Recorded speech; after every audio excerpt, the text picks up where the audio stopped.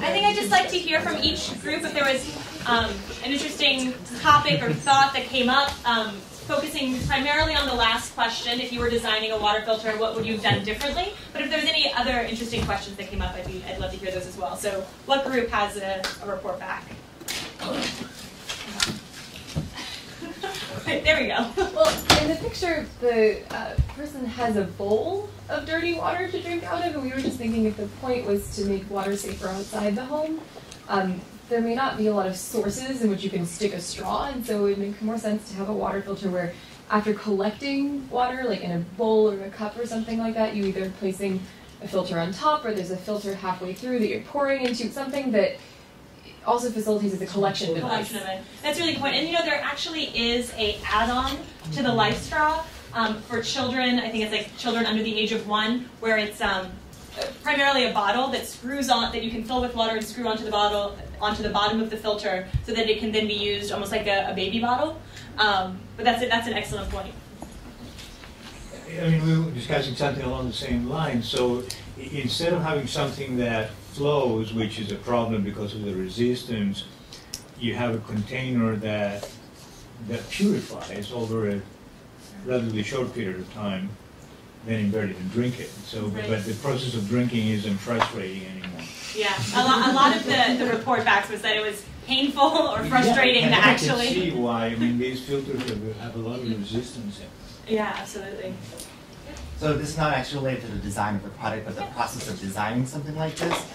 So we actually just watched a really cool TED Talk, I think it was yesterday, where this guy Jeff Chapman from IDEO was talking about human-centered user design, and basically how it's not about just going out to a community saying what are your needs, and going back to the lab and designing something, but actually involving the people that you're going to be working with in the design process. Not that they necessarily can design the product for themselves, but by constantly creating prototypes, working with them, saying, if I do this, is this better for you? Is this working for you? If not, let me go back and change something, and making small tweaks until a final product is developed. So someone like engaging the base of the pyramid users into the actual design process could have probably helped them avert a lot of the issues that they were having with this product. Yeah, that's an excellent. Thank you for reinforcing our workshop. That is a very good point. So we talked about how it's difficult to have faith in a kind of product where it's opaque and you don't even know if the water's being cleaned. You're kind of just told that it's going to clean it and it's going to be 100% bacteria free and you're not going to get sick. And then you stick this thing in this brown water and you don't see what's coming out after the filter. So we talked about how it might be better if it were like a translucent, like a clear tube instead of an opaque blue, or there was some kind of like visual indicator where once it's clean, the water turns a different color or something like that. Yeah, that's a really good point. And I think in a lot of places, the clarity of the water is associated with purity. And that was definitely a challenge that came up with people who were using it, as they couldn't see the change. In fact, I think our volunteer was braver than a lot of the women who were testing this. So I told her it would purify, and she said, okay. So it's usually not the norm. Another thing is that this is helpful for, I guess, like well, didn't show any like difference in diarrhea, but it's helpful for like individuals. But like, what about other causes of like foodborne diarrheal illnesses? And when you go home, it's not like you're gonna suck through a straw and clean like what's on the vegetables that were washed with dirty water. And so I don't see how they can really say that this is what has decreased diarrhea when there's other causes of diarrhea.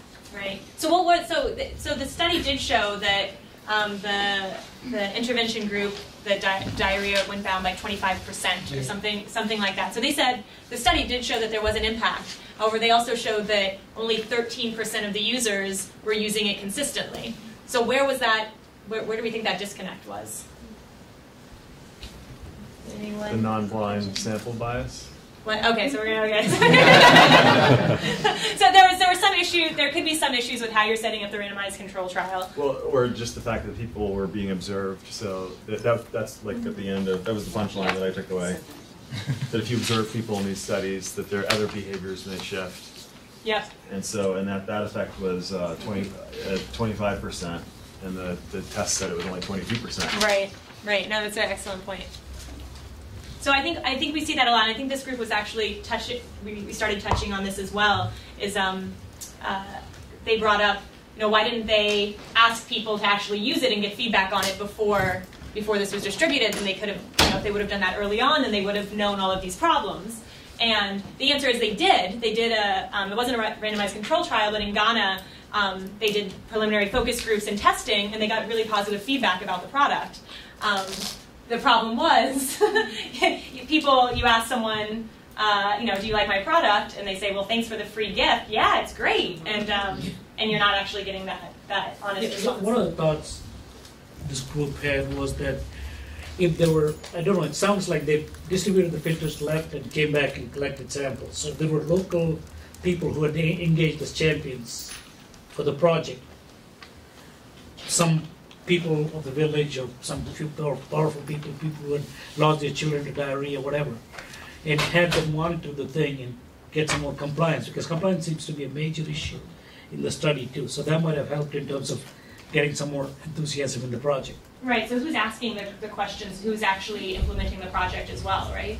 That's an excellent point. So we're going to go, and we have the clean, if anyone wants to continue testing. Who wants to be brave, we clean it out. There we go, we had a request. So a lot of times engaging the local communities and getting this feedback, and as Nikhil was mentioning, it's a constant process in the designing of the product and the testing of the product. It's not just asking. Was it easy? Was it easy? No, it's difficult. It's very difficult to suck, and then you have to wait for it to actually come up. And it's a really slow flow. Yeah. It takes some effort. You have to be really, really thirsty. So it's not just about asking questions. That's a good step. You need to actually go there and ask people. And actually, it's amazing how many people don't do that. So that you're making a good step in the right direction if you're asking questions. But it's about asking the right questions. And then I would even go a step further and say not just about asking and asking the right question, it's about listening. And I think we all have, myself included, a big problem with that. So we wanted to give you could have an entire course on how to properly implement focus groups and surveys, and you could take a whole semester course on this. But we wanted to give you sort of a brief laundry list of some important key points to keep in mind when you're asking the right question. So there's a lot of different ways you can ask the question, and the way you structure that is obviously going to be important. Surveys, focus groups, one-on-one discussions. I think a mix of these is always the best. Sign up for a class and you can learn all about those. The next one, the yes bias. So, sorry, is this, what's your name, Sean? Sean, so are you enjoying my workshop? Yeah. All right, great. Check. My workshop is perfect. I don't have to worry about it now. Are you from where? You're in the South. I'm from Arkansas. I haven't been called ma'am in a while. Just probably brought me home. Sean, if you weren't, and I believe you, I really do believe you're enjoying the workshop, but if you weren't, would you have felt comfortable in that situation telling me no? It could have been a little awkward. Even that question's a little awkward. So I think the yes bias is one of the easiest traps to fall into. Do you like my product? It's a binary question, yes or no. I'm a guest in a situation. There's other people watching you. It's very easy to get an honest answer. But this is the one I have the hardest trouble with. The value of silence. Sometimes you just need to ask your question and then shut up. Sometimes it's awkward. We're not comfortable with silences. We fill in. But you really get, I think, the richest stories and the richest feedback when you just wait. And you get so much more than you would if you go through your thick list of 200 pre-prepared questions. Ask your question and wait and see what else comes out from that. The value of prompting, this kind of rolls off that. Ask your question, then tell me more. That's great. Tell me more about that. That's great. So once again, you can have, I think, 100-page survey prepared, whole bunch of different questions, but sometimes just simply asking someone to tell you more. Where do you collect your water? The well. Tell me more. Well, actually, in the dry season, I'm not able to collect it there, so I have to walk to the neighboring town. Tell me more about that. Well, actually, it's unsafe for me to go to the neighbor. So you can get so much more than the questions you've pre-prepared 2,000 miles away than just by prompting someone to tell you more about a situation. Open-ended questions. I think we touched on this with the yes bias. And I think there's definitely a balance. Open-ended questions, there's a lot more room for nuance. Tell me where you collect your water. Tell me about access to water versus do you collect it at the well. It makes it much harder for surveys for all of you data geeks who want to be able to take a multiple choice question and then be able to tally it. It's a little bit harder. And you know, you'll all find your different ways to go about this. I think it's really helpful when you're in a new scenario to ask a lot of open-ended questions to familiarize yourself with the scenario, with the location, with the people. And then once you have a good grasp on that, you can then formulate more appropriate multiple choice questions or binary questions. Nonverbal cues. So there's so much more than just the answer. If you're looking at your survey and you're just ticking off the boxes if they said yes, they said no, you're missing a lot. So Kevin, can you tell me, have you ever done online dating? No. So I tick my no box, obviously, and I go around and everyone says no. Obviously, online dating does not occur in Durham. But obviously, by looking at his body language, by looking at how he responded, I realized that there might be more there, and I might want to rethink how I'm asking my questions. And then observations. This is my favorite one. I think that nothing can replace going and spending time and observing how people live their lives and what this is. Instead of asking someone, where do you collect your water? Hang out in the neighborhood and see where people are going to collect their water. That's all there is to that. Just observe what the everyday life is, and you can get so much more out of it. The last thing I want to say is we start talking about asking the right questions, listening to the answers. A lot of times, though, we're working in environments where we're not the ones asking the questions because we frankly don't know the language, or at least I don't. Maybe you guys are more multilingual than I am. But a lot of times we depend a lot on interpreters, and I think that we're missing out if you look at an interpreter as someone who's just taking your questions and translating them verbatim to the person. If you're working with a translator who knows the local culture, who can advise you on the questions that you're asking, on the norms and the expectations of a community, you gain so much more. Also, you can get, we've experienced this, you can get interpreters who aren't translating, they're giving you their opinions because they think they know better than the person you're asking. And I feel like some people have experienced this as well. I think a good way to, and these are just all challenges that you'll find your own ways of dealing with. But I think the more you can bring them on as a partner and they understand what your project is about, instead of just giving them a list of questions to interpret, to make them understand what you're really trying to get at. You want to know if a water purifier works because X, Y, and Z, it's going to have this impact. Let them know the bigger context. And then they're really a partner in the process. And then they can also advise you when you're asking a really stupid question that's going to insult a lot of people, and they can hopefully help you broker that situation. So I can't emphasize enough how important it is to really use your interpreters, not just as an interpreter, but as a cultural broker, which is a term I just made up.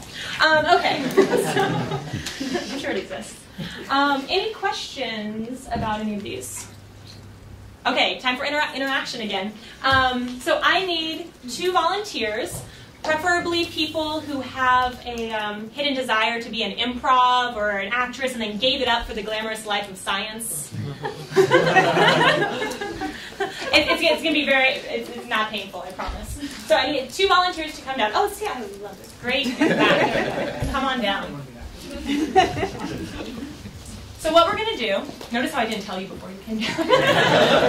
What is your name? Manisha, thank you very much. And Lillian, thanks so much. So Lillian, okay, so I just want to put some of this into practice. And I think we can talk about what makes it good, asking the right questions and going about it the right way, but until you actually do it, it's a lot harder. It's easier said than done, like most things. So I'm going to put you guys, I'm going to give you a scenario, and who wants to be the interviewer? Any preference? No? Okay, Lillian can be the interviewer. And you want to find out, let's see, an important health issue. You want to find out, I'm sorry, what was your name again? Manisha? Manisha, okay, so you want to find out Manisha's habits and preferences for ice cream. Okay, so I'm going to keep it really simple. So you're using these. Yeah, use it. You don't have to worry. worry about that. But you're coming in, you're thinking about launching a new ice cream flavor, or but you want to know a little bit about the local habits and preferences of the people that live in this community. So you're going to ask Anisha a little bit about her habits and preferences for ice cream. So just ask a few questions. What I'm going to ask of the audience is I want you guys to take note, pick up your pencil, be active. And I just want you guys to watch, and you're not judged on this because you guys are being put on the spot. Just being up here, you've already aced the test. So, but what you guys are going to watch for is instances where some of these points are being used or not used. How is the value of silence being used? Yes, bias, etc. So just make a little note when you see some of these things come up. Are you ready? Okay. Okay. Yeah, you have a couple minutes to collect your thoughts. All right. Ice cream. All right. Here we go. Okay. Hi. Hi. And do I have to do the introduction or enroll in the study, or she's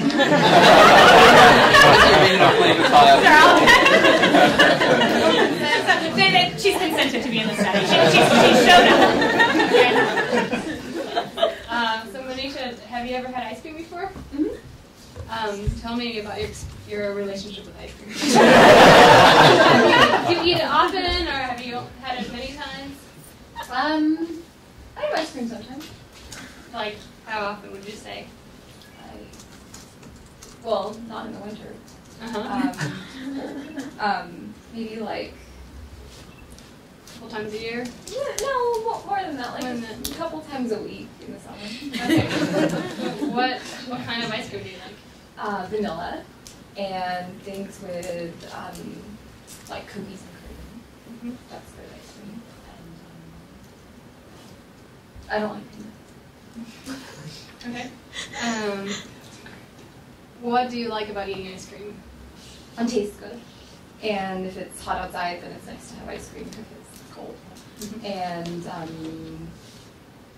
it can be kind of social, depending on how you eat your ice cream. Like if you go out with your friends to eat ice cream. And do you eat ice cream with like a cone, or what? Like, how does it usually come, or how do you prefer to eat it? Okay. Okay, and excellent. Round of applause.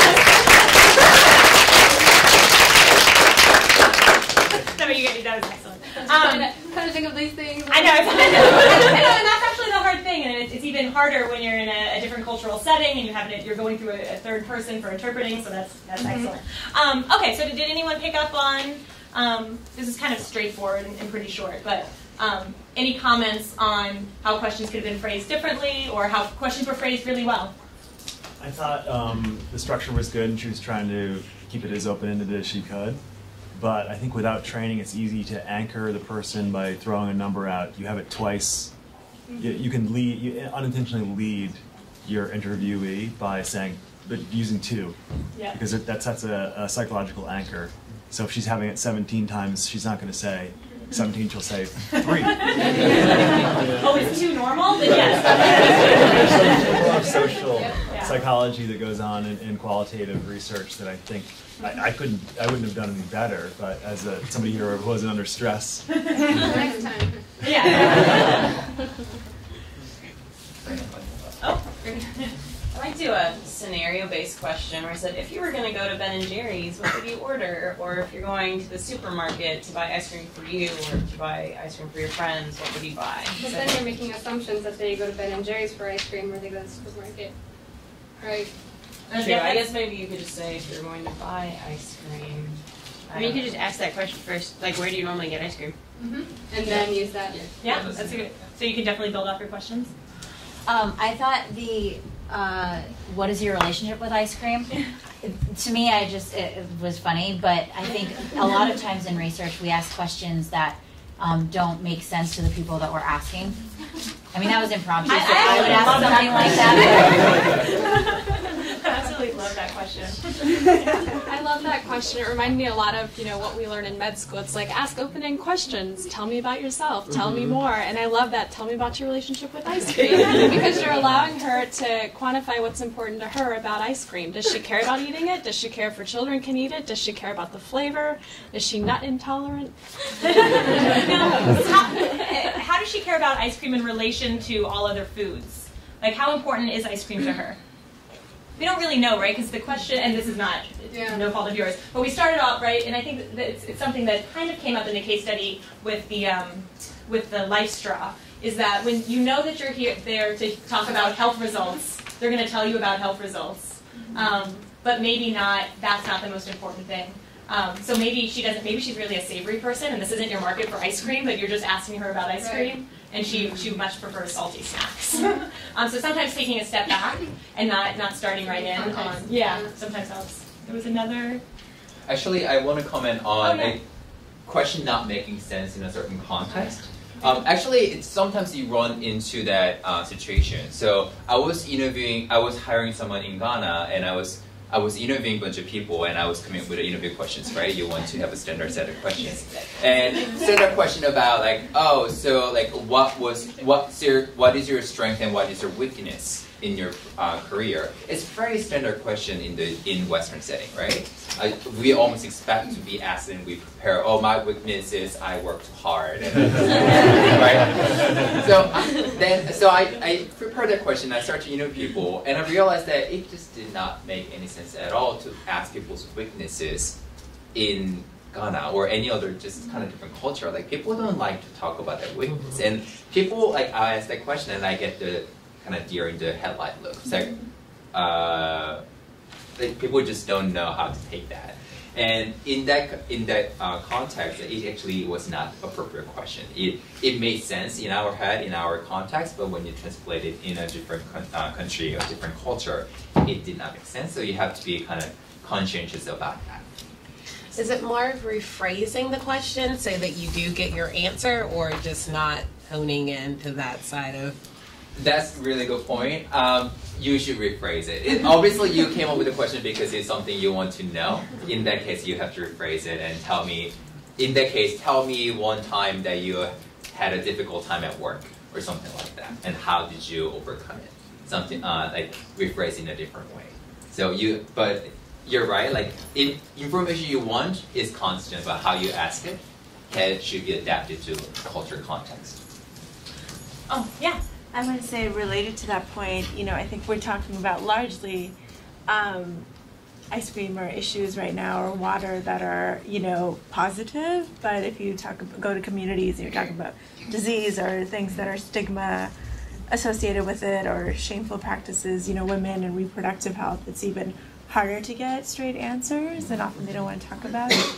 I know certain community monitoring tools have come up where communities of women get together and map out or talk about situations that arose that create kind of a visual aspect that can help them start to talk about issues that they face. There's other tools like that out there. That's a really good point. And also who you're asking the questions of. And sometimes you don't know who the right person is. I was doing a project. You guys actually had Shivam actually put a picture of it. The water roller. It's a big plastic barrel, and the idea is that it transports 5 times the amount of water that a woman can carry on her head. It has a handle. You push it. I think it's about, 80 liters of water. So I was doing the initial pilot testing in India for this. And I went into a village, and of course it's new, it's exciting. All of the men run up. And I'm asking him my questions. Where is water collected? Would you use this? And he's telling me, absolutely not. It's too heavy. Like, it's 5 times the amount of water. The women can't push this. And I'm looking, and the women are kind of congregating in the back, and they're just sitting there. And so it's about a 30-minute interview where he's telling me that, it's a great idea. Thanks so much. We appreciate your time, but it's way too heavy. And this is, God, I wish I had this on film. This 80-year-old grandmother, I'm making up 80, between 70 and 80-year-old grandmother, didn't understand a word we were saying, but she just came up, she took the handle from me, and she pushed up this hill. And she saw that I had filled it with water, and she was literally unloading it at her house. She didn't want the water. She was unloading the water at her house, as this 20-year-old guy is continuing to tell me that it's too heavy for women to push. She was done with the interview. She wanted the water. And so I think that hits on both, making sure you're talking to the right people, but observation, right? That was definitely a highlight.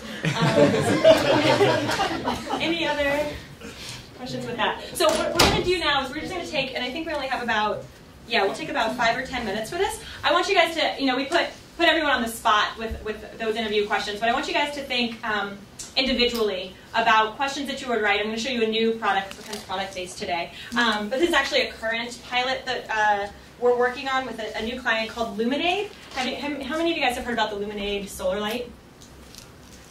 So it's a oh, no, our filmographer has on.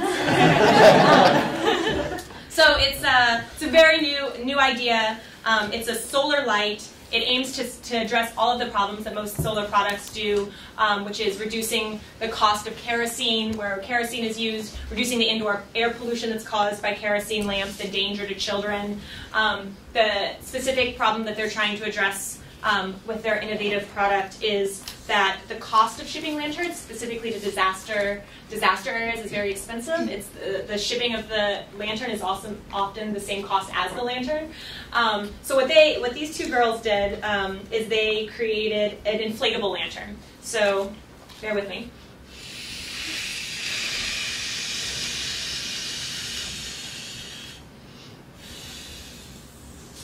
It has a solar panel on the top, 3 LED lights. You're not going to be able to see it in here, but 3 LED lights on the inside. The shape of the blown up pillow refracts the light, so it gives off the same amount of lumens as your average solar lamp that would be on a table. But you can deflate it and ship about 50 of them in the same size as a normal solar lantern. Sounds really cool. We're doing the preliminary testing once again until you actually get it in people's hands. Will they use this? I have no idea. We're finding out. So what I want you to do, and we'll pass this around, is to take 5 minutes and come up with 2 or 3 preliminary questions that you would ask someone in a community that had no electricity to get their preliminary feedback if this is something that they would use. All right, I'm making you do my homework. And I'll pass this around if you guys want to see. I guess, will the product be efficacious without the air in it? So let's say that I accidentally popped. Oh, so that's a question for me. Yeah, so it would be a more direct light, is what would happen. It wouldn't be sort of an ambient light, it would be a direct light. So I asked sort of a two-parted question. So for which activities after dark do you have most need of a light? Mm-hmm. And then where are you during these activities? Aha! That's great. Oh, actually, I want to add one tip to that. So when you're developing a survey, I think that's a perfect sequence of perfect series of questions you want to ask. But when you're actually implementing it, do not ask them all at once. Mm-hmm. Yeah. Break it out. So ask what time of the day, what time of the night do you use it the most? Get the answer. Where do you use it? I think sometimes it's so easy in practice. Like we plan it, but in practice we sometimes just say 2 questions, 3 questions, and wait for them to all answer it. And just to add to that with the first question, I think it would be really important to hear, like you were talking about, you said, oh, I needed to go to the bathroom. I hope you don't want to say that. No, that's actually how I can hear. Yeah, well, but so you need your hands to go to the bathroom too. So what do you do with the light? If he says, I go outside and I'm going to the bathroom, and you need your hands, what are you doing with the light? Yeah. So observation during that. Yeah, I have a reverse question, because a light is such a ubiquitously useful thing.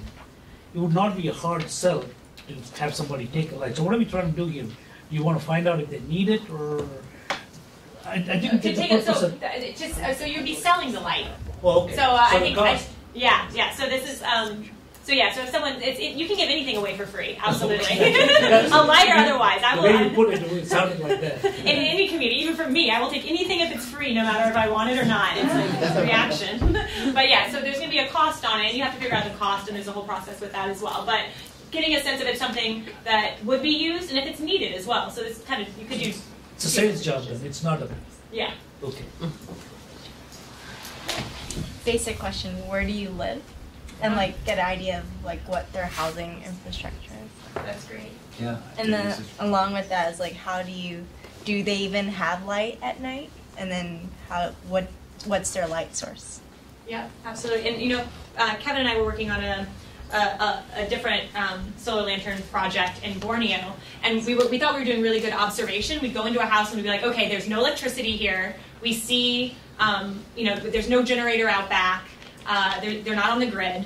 But then what we started finding out is that often one family will have a generator, and then they'll sort of jimmy rig it. Is that what's called? Jimmy rig it, where they're taking electricity to then 5 other houses. So they won't have a house won't have their own generator, but they'll be using generator electricity from another house. So asking, where does your electricity come from? You might think you're observing it, but you don't really know sometimes until you ask. Well, Sean did a good job of asking questions that kind of got at how I would use the light without asking it specifically, so not making the assumption that I would be using the product, and asking, how many hours of light do you need a night? So something that would inform how the design could be, how the product could be designed and improved and made most applicable to my needs. Yeah. In many ways, the advantages of the product for the supplier, not for the user, because it's flat packed and so forth. So it may be concerns around it could be easily stolen, just packed away and taken away quite easily. So I suppose it's sort of getting over the advantages are for the, so it must be reflected in the pricing or reduced pricing or something of how you get over consumer resistance to that. Yeah, absolutely, and it's plastic. We think if I see something plastic, I don't think it's of high value. If I see something that has weight to it and is really substantial, so there might be some stigma with that as well. Great. Oh yeah. Yeah, it's something that's hard to explain. Even if I tried to explain this to someone who's not in this room, I would have a very difficult time explaining what it looks like and what it is to someone. That's why I keep it in my bag at all times. It really is. Yeah, I was just going to say that I think it's really important if this is something that would be marketed in a certain area for people to be able to test it out or demo it. And also I feel like this is something where kids would also want to play with it a lot. Even everyone in this room, we're all turning it around trying to see how it works, but it's easily poppable and things like that. So I think those are all important considerations in terms of figuring out how it would be marketed or what people might think about it. Yeah. Is for them to play around with the actual product. Yeah, absolutely. And I think that you can never replace getting it in someone's hand and seeing what they do with it. So absolutely. So along those lines, I came up with a question that I was quite proud of, that you can maybe tell me if it's stupid or not. But to avoid the yes bias, I thought about just handing it to them, letting them handle it for a little while, and then just ask them, if you were to design this, how would you make this better? Or could you make this better in some way?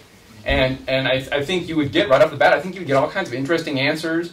And I think if somebody said, I can't improve on this or something like that, I think it would be a lot more legit than like you're saying, the yes bias one, where you're just like, hey, do you like this product? Where everyone's going to say yes. I think if you say, come up with a way to improve it, and if they can't, I think you'd be much more likely to. I think you could have a more strong evidence that it's a good product that it'll be useful for them.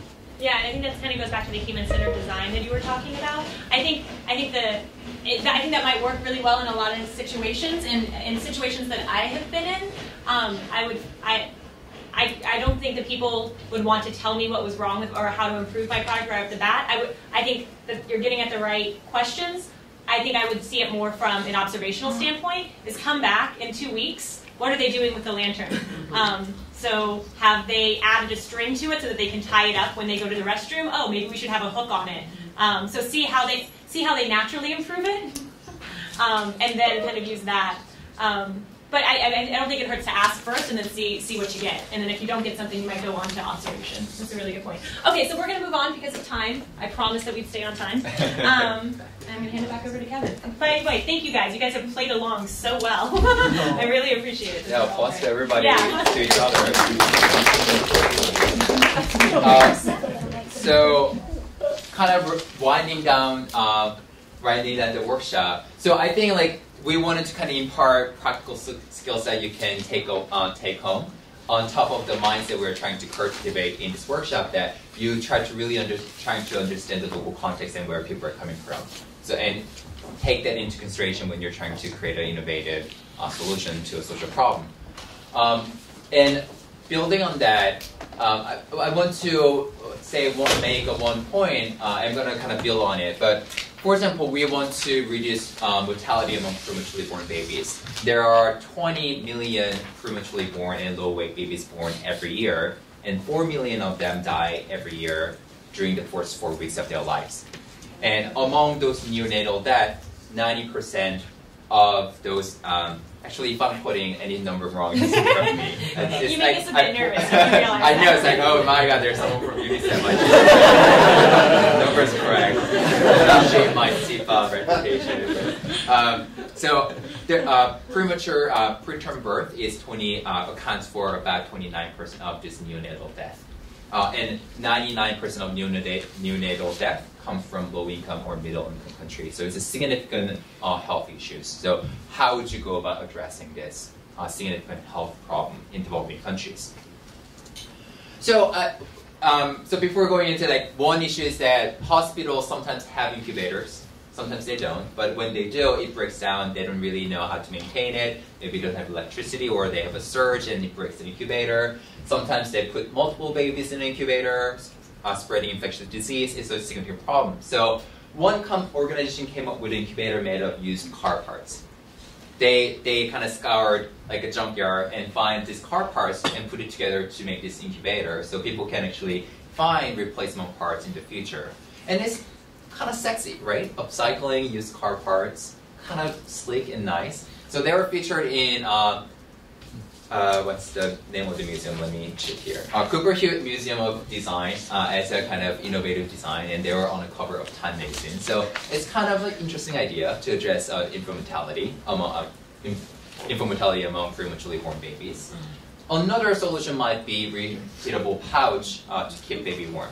So a company called Embrace has developed this reheatable pouch that is filled with phase-changing material that can be heated in a hot water, and it reaches a 37 degree to keep baby warm, and it can maintain that temperature for about 4 hours, and then it can be reheated over hundreds of times. So kind of interesting. They're trying to sell this to traditional birth attendants and midwives to provide as a part of the service. When they deliver a prematurely born baby, they can offer this pouch as a service that can keep baby alive and safe.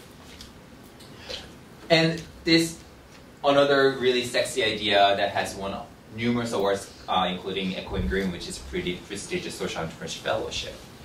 But sometimes the best solution to address these social issues, the best innovation, isn't always high-tech. It does not involve car parts. It doesn't involve working with a team of designers and engineers to put together car parts into a baby incubator, or creating something with a phase-changing material. Sometimes your solution might be very, very low-tech. So there's a care practice called kangaroo care, which is basically putting the premature baby or preemie on mother's chest, so that mom can use their body temperature to keep the baby warm. And it does not only keep the baby warm, which is very critical because prematurely born baby have a hard time regulating their body temperature, but it really creates a physical and emotional bond between the baby and a mom. So there's a biosympathetic processes where mom's body responds to baby's needs and the temperature changes. And also, the emotional abandonment has been a big issue because mom is so overwhelmed, she just gave birth, and then the baby is premature, and there's a big risk that the baby might not survive, and there has been a lot of issue with abandonment. But this, because the baby is right there, you can feel the baby, so there's a very strong emotional attachment to being developed from the processes. And a clinical study has shown that this approach is just as effective, if not more effective, than using a traditional conventional incubator. So why are we creating this whole new technological solution when there's a very low cost, very effective solution that can be adopted in a developing country where there's a very limited resources?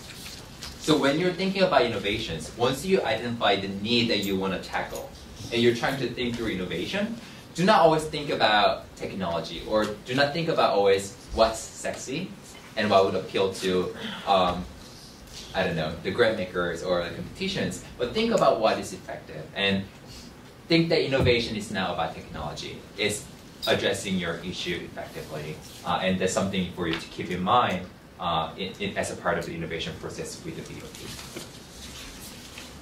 BOP. So kind of closing down, I think we have about 3 to 5 minutes more.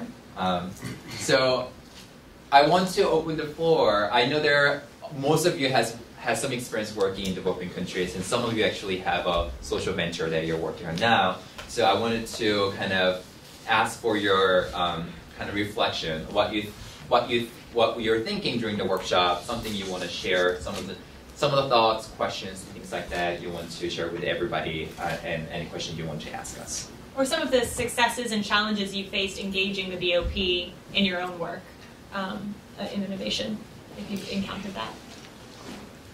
So one question I have actually is, when we are trying to engage the BOP in the innovation process, what are some of the metrics that are used in evaluating how effectively you are indeed engaging them? Or like what metric do you use to see what level of involvement they're actually having? That's a great question. Yeah. We're probably going to have two different answers. Can you repeat the question? Pardon? Can you repeat the question? Oh yeah, so what are the metrics that someone can use to gauge how effective you're being in engaging the local communities? Kevin and I have very different approaches. I think that if you're, I think that if your end result is serving the community, it's a successful process, then you have done it well.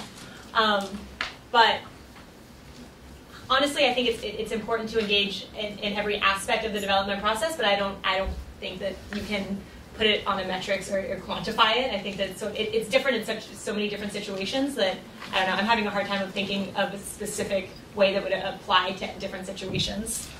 Yeah, I mean, I actually, surprisingly, I will agree with you. Agree with me? Oh my gosh. So a lot of initial mobilizing and communicating with the community is very qualitative processes. And it's not a one-time deal that you do it and evaluate and say, okay, we reached 30% of the community. It's a very iterative processes. And it's one of the things that you can go so many iterations and not reach to the point that you have a perfect product. So it's a little bit hard to say. Usually, like if you're trying to reduce maternal mortality by 20%, you know when we reach that goal. Whereas a mobilize the community, there is no line that you draw. Okay, this is the goal. So I think it's a little bit difficult. I think the part of it is that you just need to engage them throughout the processes. I think if you can always answer the question, what does the end user think? So at every phase, if you say, this is what I'm going to do, well, what does the end user think? If you can answer that question on every part of your phase. You know, I've developed a new add-on, what does the end user think? If you can answer that at every phase, then I think you're doing a good job. But if someone else has a better solution. Follow-up on that is that you have agencies that fund you to do some of these things. So the metrics are important to be communicated. If you look at it from that perspective, then how does it change? I mean, you can measure the number of focus groups, you know, the number of people you've done one-on-one interviews with, the number of focus groups you've engaged. You can, you know, show the different demographics that you've engaged. Like all of that can be put on paper. But it's means. It's not the end. Yeah. It's a way of keep track of your activities. So you can keep track of how many people you interviewed, how many focus group, how many committees you have reached. But it's really hard to say if you incorporate all that into this indicator. That might be really hard to do. I know that's not extremely satisfying. I'm sorry. Yeah. So my question is, it seems like failure is sort of a built-in part of the innovation process often, and you know, when we think about startups, most of them fail, and I think we sort of all accept that as part of the startup process. But in some ways, it seems like the stakes are higher for a social venture. So when a social venture fails, it ends up on frontline, and you know, I think that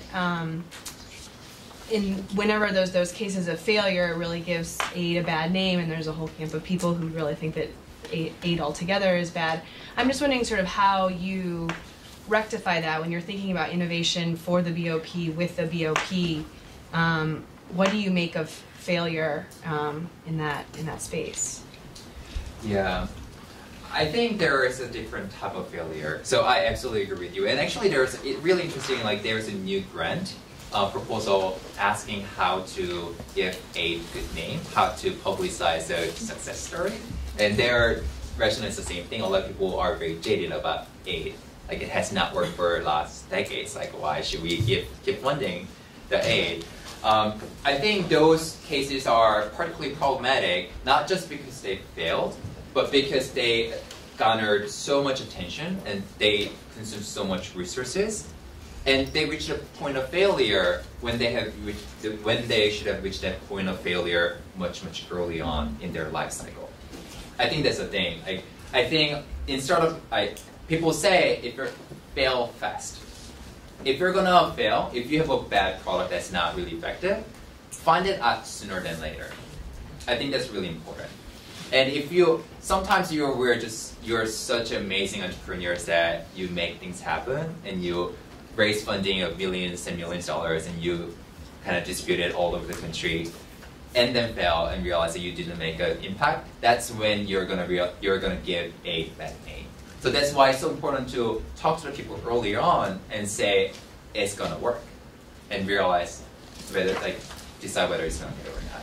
And I would also say that there's a difference between failure when you haven't engaged local communities and a failure when you have. I think that if you involve people in the process and you say we're trying to find the solution and we want your help to do it and we might not get it right away, and they're involved in that process, then there's forgiveness and they understand what's going on. If you come in and you drop off a product that's broken and then you never show up again as the PlayPump to people who didn't even know the product was coming, then that's it. That's a failure on a different level than an iterative process where you're trying and you're including people in that process. So I think that people are really forgiving as long as they're included in the process and they're not just given bad products.